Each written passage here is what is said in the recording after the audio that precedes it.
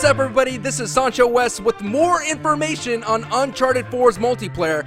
Over the weekend on Halloween on Saturday around 4 or 5 o'clock in Australia, Naughty Dog released some more footage through ARNE MEYER, which is the community strategist and the community manager for Naughty Dog. And there he gave about an hour presentation featuring new footage for Uncharted 4 multiplayer. Well, the footage that he shows everybody is the same footage that the press saw at Paris Games Week. However, I'm here to break it down and give it to you the way we see it through the gamer's eyes. So what's going to happen in this footage is I'm going to let Arnie talk about the supers or the mysticals and the sidekicks and the throwables, all these kinds of things. Arnie, you're going to hear it from Naughty Dog itself, while I will come in and break down the footage to give you guys from what I see and what's most likely going to happen the rest of the way. Again, my opinion or my commentary is totally subjective, but I am trying to use as much evidence as possible.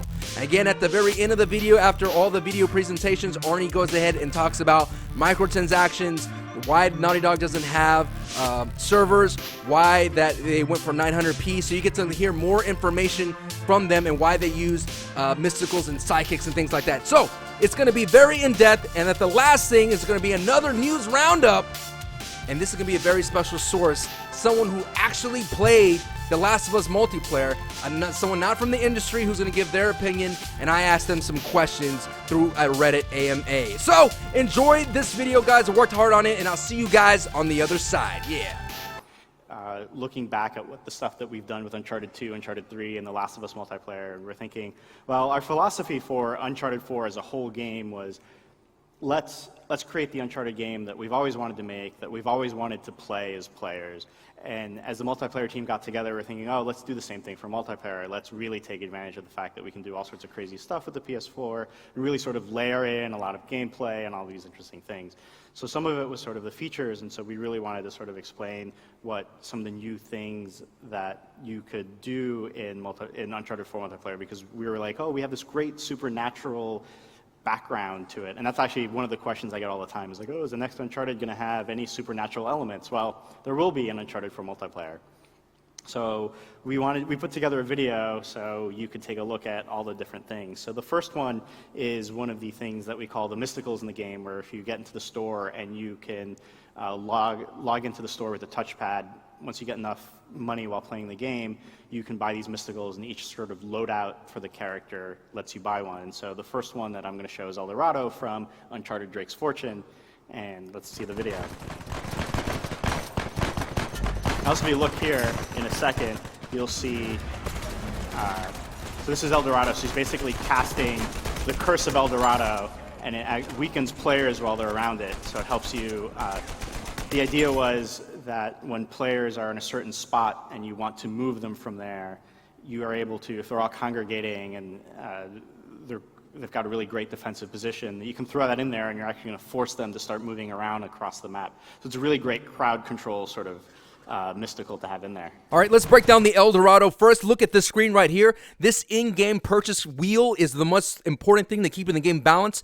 As you can see, up top is the mysticals, on the left is the sidekicks, down below is the throwables, on the right is the heavy weapons, which we haven't seen footage of. One thing I want to point out is that the game, every time you buy these kind of perks, so to speak, they get more expensive, and that's how the game's going to keep it balanced. Let's go ahead and check out the footage. Now, the Dorado is going to be a throwable mystical, just like a grenade. And as you can see, all these little icons let you know that it's coming. Now, my biggest question is, how do we counter the Dorado? Time will tell. Like, do you just simply run away from it, or can you kill the guy who throws it?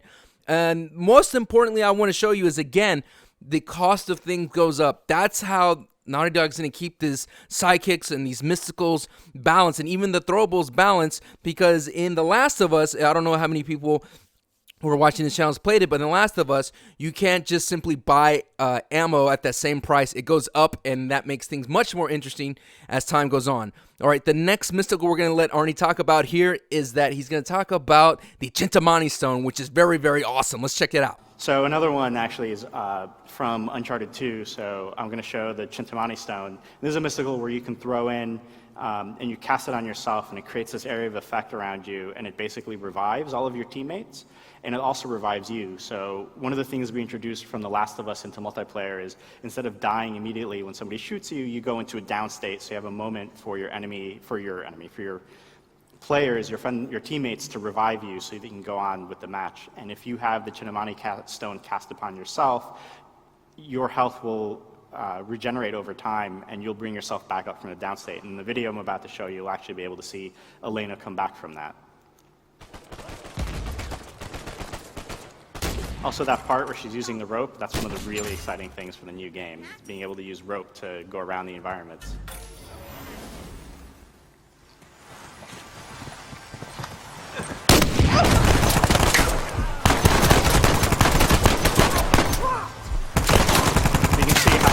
Going back up.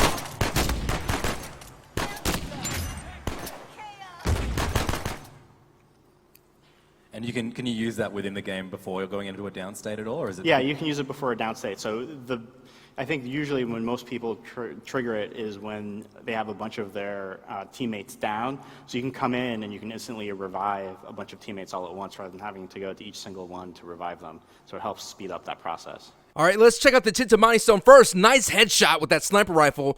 One headshot there, and then another shot to KO. We got to get used to saying that. Now, Elena right now is about to pop the Chintamani Stone. She's going to go into the in-game store by pressing the touchpad, goes up on the D-pad and hits $700, jumps right down, and she instantly revives everybody with the Chintamani Stone. And not only that, she has the ability to get picked up if she falls down by this powers.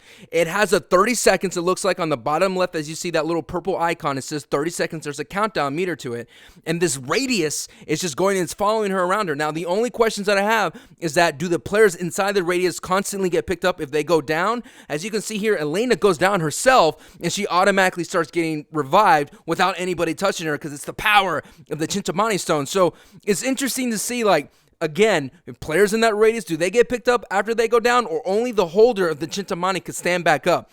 The only things we know is that it instantly revives everybody that's around, and if you go down while you're in the Chintamani Stone zone, as the holder, at least you get picked up, but we don't know if the secondary players do get picked up, and has a 30-second cooldown. And that rifle is going to, and it sounds awesome. All right, moving on. The next video I have was showing off the Djinn. So this was the mystical that we're using from Uncharted 3. So if you remember, the Djinn were really sort of this hallucinatory effect that your enemies had. So the idea here is, we take it, how do your opponents view you as? And so basically you're turning into a bunch of flame, and it's letting you basically teleport short distances so that you can either get away or you can close gaps with the enemies. But the interesting thing too is, with Uncharted, right now as it stands with Uncharted 4 multiplayer, it's going to take 3 melee hits to take down your enemy. When you're as a Djinn, it's only going to take you 2 melee hits to take down your enemy. So it provides you a little bit of a hand-to-hand advantage too. In this video, we actually captured all of these videos again on Friday just to show off different things that we thought we could do better than we showed press. So this is actually pretty exclusive to you. The press haven't quite seen exactly what we've shown here, but in this video you'll see how someone who activates the Djinn is able to basically flank around their enemy, take someone out, and as soon as the other people in the team realize that there's someone behind them with the Djinn, they're using that same effect to be able to escape that situation.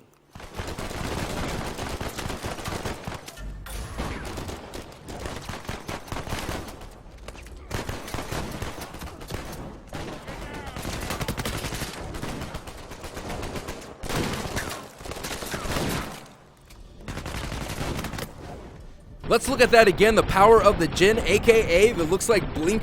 Again, it costs $800. As you see, $800 was for the Djinn and $800 was for the Sidekicks, so prices are going up.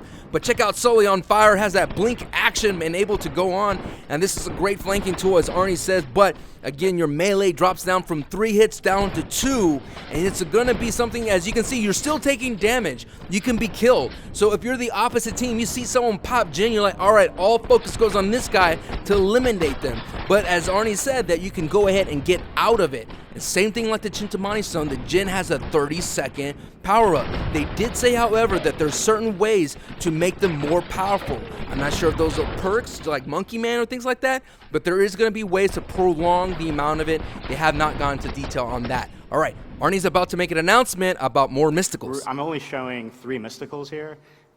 There's some other ones that actually aren't really part of the Uncharted game, so there'll be some new stuff in there that we haven't revealed yet, so that'll be interesting. What have we got next? So we've got one of the Sidekicks. that were showing up. So sidekicks are basically NPCs that you can draw in. So when you're looking at the videos and you saw the store come up, you'll see that there was a crosspad basically, and you can choose different things. Sometimes it's a heavy weapon, sometimes it's to get your grenade back quicker, a mystical, and if you go off to the left, it'll actually be a sidekick. So there's different sidekicks. Again, they all have different roles. So the first one we're showing is the hunter, and he is a very, or actually I think it's she, is a very aggressive NPC in that once you spawn it, she will go after the nearest opponent and basically grab hold of them so that you can shoot the opponent. They can't get away, so you can shoot the opponent or you can come in and melee them. It just runs straight off. Although in this case, you can... All right, let's take a look at the hunter again. As you see in the wheel, $2,100 to buy the hunter. Now, of course, they may be demoing this for a long time and trying to get the perfect footage, but as you see, the price does go up. As you see, the hunter goes off, you see an icon on him. He has himself a cooldown meter, and he only lasts when he grabs one person, except for when they've been telling us so far. But just because you're grabbed, it does not mean you're out of the fight. This is a great way to just flank people, to cause a distraction. You could use people as bait as they try to kill the hunter. And when you get grappled, you could go ahead and break out of it by pressing triangle, something that we've always been wanting to see in The Last of Us. One of the most interesting things about the hunter, in my opinion, is that it can be killed. All these sidekicks can be killed, and that's the most important thing in keeping the balance. All right, moving on to the next sidekick. There's a Saviour, which is like the medic, which heals you when you're down, actually gives you ammo packs, so it's a support role again. And then you've got the sniper as well, right? Yeah, there's a Marksman who's a sniper. So that's also, I guess, in some ways for crowd control. So actually, I have the video for the Saviour, so let's show that. And so this is a sidekick that you can spawn. And so basically, like saying, is a support role. So if you're in a down state, the Saviour is going to come over, make sure that you get healed so you can keep on fighting. We'll also throw ammo for you if you're out of ammo. So it's a really great thing to help you in your games.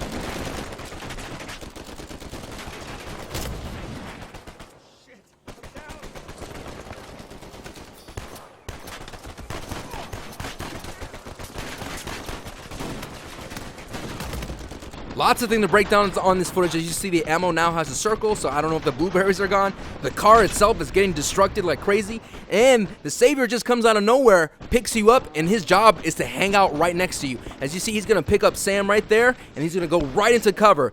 I cannot wait to see the AI advancements that they've made here. AI was fantastic in The Last of Us, and just to see they refined that. As you see, as he rolls away, the Saviour's going to go ahead and follow him and just be this guy to pick him up. And they also recharge ammo. Sure. Moving on to the next the next video we've got is, and it's the last video we've got, is another one of the sidekicks, and it's the Marksman. So this is a sniper that you can place, and basically a sniper is, it's a very strong sidekick that you can use, and it's a little bit of crowd control or suppressing fire. So you can place it strategically, and you can just leave the sidekick there and go somewhere else. So you can create flanking opportunities for you, where someone's trying to hide behind cover because the Marksman's got them pinned down, and you can flank them and take them out that way. So it's pretty fun. Elena just spawned the Marksman right here, and she's run off to another spot while the Marksman's taking him out from the side. Now, I'm thinking the Marksman's probably one of the most powerful ones because it's going to create flanks, as Arnie was saying. But as you can see here, Elena just places it down, and the Marksman's going to be pretty much a one-shot down. It's going to go for headshots all day. Now, as you see one pop out in the map, you better get the other team on them and get rid of the sniper. My question is, does the other team see this blue laser as you see coming out right now? That's important to let them know that they're about to get shot.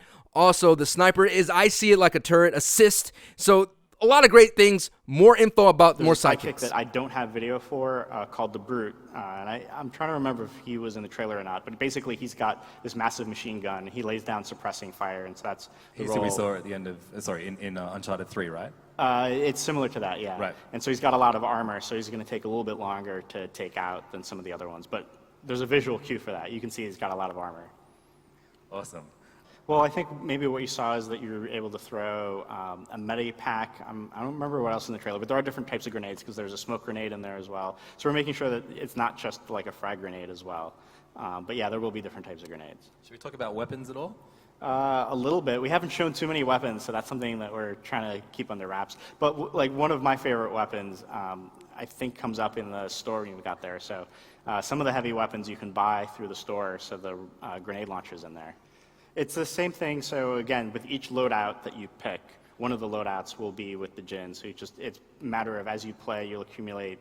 You saw dollar signs or in-game cash. And once you get high enough cash and you can pick what you want to buy, then you just hit that. And so the thing is actually, if you've managed to play it, it's going to be the same button as grenades, so you can switch between whether you have a mystical or you have your grenade ready to go. So if you can actually pop the mystical, or you can buy the mystical from the store, but you don't have to pop it immediately. You can go back to grenades and wait for the right opportunity to use it. So you can bank it for a little while, being grappled by a hunter. So it's not so overpowered. The idea is that we always were trying to make sure that it was balanced. So it's not so overpowered that once you spawn a hunter and once you're grappled, that's it, you're done for. Can you attack and kill the hunter? Yeah, you can. For all of the sidekicks, they all have health, although they take a little bit longer to kill other than your opponents or a regular player, but they all have health, so you can eventually take them out. So if you see a hunter get spawned and there's you and you have a couple of teammates, you're able to take him out before he's able to do something to you. So one of the things that really wasn't evident in all of these videos, but was evident in the trailer, is that we actually recorded individual voice lines for all of the sidekicks. So they all have different things that they say based on who spawns them and what's going on. So we really wanted to make it feel like they were more than just NPCs, that you got to know them, they had a little bit of personality. Because that's one of the things we always do in all of our Uncharted games, is that it feels like everyone's sort of grounded and they have their unique individual personalities, or playing off of each other, that sort of thing. And are these healing abilities, as well as the support characters that we can talk about a bit later, are they kind of in play because you want to encourage maybe some more casual people to come and join the game? Or? Well, the idea is, since we were having loadouts again for the game, that we wanted to help you choose what type of character you could play. So having the Chintamani Stone or using one of the other sidekicks, which also helps revive you, that's so if you want to play more of a support role in the game. So you can play an aggressive role, there's different roles that you can play, and that's the idea, is let's give you loadouts to match your play style. Your decision to make the multiplayer 900p. Oh, yeah. It's really funny when I was watching some of the reactions over this, because there's a lot of multiplayer games right now that are doing sub 1080p resolution for their games. And a lot of it's just sort of the trade-off. Everyone is realizing that frame rate's really important for multiplayer games, and that's where the priority should be. So that was what our decision process was too, is like, okay, like we want to make the game look really great, but we also want to make sure that it's running at basically as close as possible or consistently at 60 frames per second, because I think that makes for a better multiplayer experience. So the decision was, well, let's reduce the resolution size so we could do it. And it's funny because it's just really reducing the resolution just a tiny bit. So from like 1080p to 900, which is about 200 pixels, is huge. You get a 20% increase in performance frame to frame on that. So it lets us do a lot more things on top of running it smoother. Why was the decision to bring these characters in?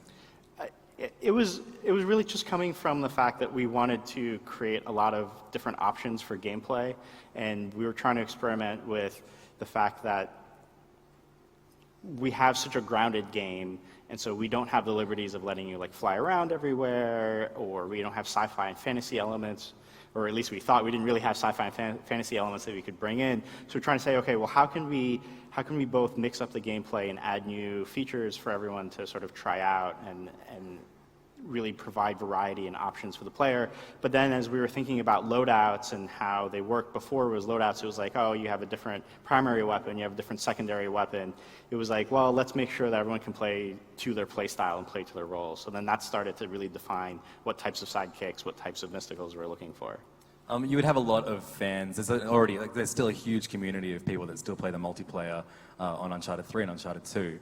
Are there options to turn off these new features if people want to, have the more powered system play and play without the new features? Right now, there's not. We haven't really discussed whether we're going to have custom games or any of that type of thing that would let you really define what those individual things are. I know a lot of our community have really liked things like custom games and stuff like that, so that's something up in discussion. But Yeah, not right now. I mean, a lot of it is, we've really spent a lot of time trying to work with the game that we've got and how all of these systems play and how the balance is. So our focus is really just refining that and iterating that. And that's one of the reasons why we're running the beta too, is we have all of these new things in there, and we want to make sure everyone's got a chance to play through it, get a lot of their feedback, take a look at how people are playing with everything, and maybe there's things we need to rebalance. So we're capturing a lot of data in the background as well from that. And then, I mean, you obviously will refine it completely before the March release of Uncharted 4, right? Yeah, for sure. That's why we're holding the beta in December, so we got plenty of time. Well, not plenty of time, but just enough time to make some changes in there. We have to finish the game sometime around February to make our March release, so there's not a lot of time to do that. You were telling me about something you want to try and add before the beta comes out? Oh, what was it? The hotline bling dance? Oh, yeah. So can we really spoil that? I don't know about that. So one of the things that's great about the game is that things like the hats and the clothing, the customization items, one of them is the dances. I can't believe you're bringing this up. So one of the things I was thinking about last week, just because it was blowing up, was like, we've got different taunts in the game. So I want to go back to the studio, and I guess they're going to be on notice now that I've put there. But like, we're going to put the Drake dance in, so I think that might be pretty fun to put in there. See? Have you ever actually made reference to the Canadian Drake in an Uncharted game before? I don't think we have. So is that something we want? All right, it's a missed opportunity, I think. So we should do it. Do you want to talk about the in-game currency? Sure. So there is. You're referring to the Naughty Dog points. That's right. Yeah. I was going to call it naughty dollars. Naughty dollars. Actually, that should have been the way we called it. Doggy, so one of the doggy things. bucks? Yeah. So one of the things back when we announced the collector's editions for all of the regions and stuff is we made a brief mention of Naughty Dog points. We were talking about it last week at Paris Games Week. And I think some of the reports that came out were a little inaccurate with what we were trying to do. But the idea is that there's some things in the game that you can actually you can get with Naughty Dog points, and when you start playing Uncharted 4 multiplayer, you actually get a little bit of this currency so you could try out to see how it works. And you buy Naughty Dog points with real currency, so it's basically a virtual currency. And just the idea is that we've looked at the way that people have done this in other games. We've looked at the community's reaction to it. We've looked at the community's reaction to our announcement of Naughty Dog points. We want to make sure that it's a really complex but really balanced system that everyone gets to use. And the idea for us is that we're not trying to create a new stream of money coming in for it. The idea is we want to support this game for a really long time. If you look at Uncharted 2 and Uncharted 3, those two multiplayer games still exist right now. We still have a multiplayer community that's playing with it, and it's been quite some time. And we want to be able to do that with Uncharted 4 as well, to be able to support the multiplayer games for it. And we don't have dedicated servers, so it reduces our cost to be able to maintain everything going on. And so we're thinking of this virtual currency system as a way to basically treat this game as a service so that we could keep it going for a really long time. And are there opportunities to earn that currency just from playing? Only from the money that we've given you from the beginning, but basically everything that you can buy with virtual currency, you can also get from playing through the game. So we're not gating anything off so that only people that buy it that way. And there's nothing that actually changes your gameplay mechanics behind it either. All right, I have a special news wrap-up. It's not from any kind of gaming publication website, but an individual at PAX Australia went to Reddit and did a little mini Ask Me Anything, as they say. Again, this is from PAX Australia. And he writes, I played about 10 to 15 minutes and went 30-2, 15 downs and 15 executions, or KOs. Game ran amazingly smooth. You can definitely tell the 60 frames per second difference. Game looks amazing as well. Rope mechanic, run to the ledge and jump off it. Lets you press L1 to rope swing and around another landing point of your choosing. If you time it, you can one-hit down an enemy in mid-air. End quote. Again, that comes from a Reddit user, A Stray Bullet. Special shout out to him. But a lot of people started asking him questions. First question was, quote, is this game fun? Are there things in this game a bit overpowered? And finally, how does it feel like in comparison to Uncharted 2 multiplayer, Uncharted 3 multiplayer, and The Last of Us? He says, Stray Bullet says, nothing seems overpowered. I bought all the unlocks and none really gave a team a huge advantage. Rope mechanic is awesome. Game feels like The Last of Us and Uncharted 2 had a baby. Very quite interesting to put those two together. Last of Us and Uncharted 2, a lot of us are seeing that's more of Uncharted 3. Next question comes from Jaded Darkness is sprinting in the game? Was steel fisting a problem? Straight Bullet responds, no sprinting. Steel fisting was fine, slightly unresponsive, but may have been the build. Basically, what that means is you people would go around and just spraying a couple bullets and then smacking them off with a steel fist. So time will tell, and especially that's something you want to pay attention in the beta. Next question comes from, how were the controls laid out? Straight Bullets responds, L2 to aim, L1 to road swing, R2 to shoot, R1 to special, he believes, X to jump, circle, rollover, cover, square, punch, kick, triangle, weapon cycle, touchpads, boosters, R3 swap shoulders, and left arrow grenade, he doesn't quite remember. So time will tell if we could go ahead and customize those button layouts that we're so used to, because L1 and R1 is the classic Uncharted way of shooting things, but we will see about that. Hopefully you can customize that, because I know a lot of people are not used to using the trigger buttons and they like the bumper buttons, but what can I say? All right, the next question for Stray Bullet comes from Keys, and he's how effective was blind fire? Not very. Scared players away, though, as everyone thought it was more powerful, I think. Good tactic to use still, as it's not totally useless. And again, blind fire has a huge reticle bloom. Next question for A Bullet comes from me, Sancho West. I have a lot of questions, and I do, and these were most of your questions. Thoughts on movement? How did the rolling feel? Also, anything from the weapon stand out? Was run, spray, and pray accuracy been reduced? Did you feel that the action was fast-paced despite having Last of Us revive system? Finally, was the supers unavoidable or counterable? Finally, was the brute scary? And how much was his cost? Again, a lot of these questions you were asking me, so I figured I'd ask this guy since he got at least 15 minutes with the game, which is, of course, more than most of us have. And he writes, I like the movement and controls, felt very tight and not floaty at all. Rolling seemed fine, didn't pay attention to it much though. The reticle aiming system is amazing. It's not like any other Uncharted games. It felt like it has gave me great accuracy with the controller. Yes, I was able to run and gun, but worked well for scaring players off rather than downing them. The game was pretty fast-paced, characters run and maneuver with urgency. Basically the animations for when you run around enemies in the story. Constantly. Finishers are quicker than The Last of Us, for example, a kick to the face. As for counters, I can't say. The opposing side never got one, but for me, using specials with Drake, I couldn't see a way it was counterable. Maybe different from other character specials or player upgrades. I never got or saw a brute. Special shout out to Stray Bullet for that information. Well guys, that wraps up a lot. Wow, I did not know that we were able to see the Chintamani Stone power up. Comment down below and tell me how you feel about now that we've seen a lot more information, now that you guys are more well informed, now you guys can make an informed opinion, because that's what I want to build with this community, so you guys can make informed opinions and we can have very civil, very polite, very just honorable conversations. Because that's what's missing in the gaming community, guys. I want everybody to be respectful, everybody here, every opinion to be heard. I'm passionate about that. All right, so comment down below with your concerns about anything in below, and I will answer them from what I've seen.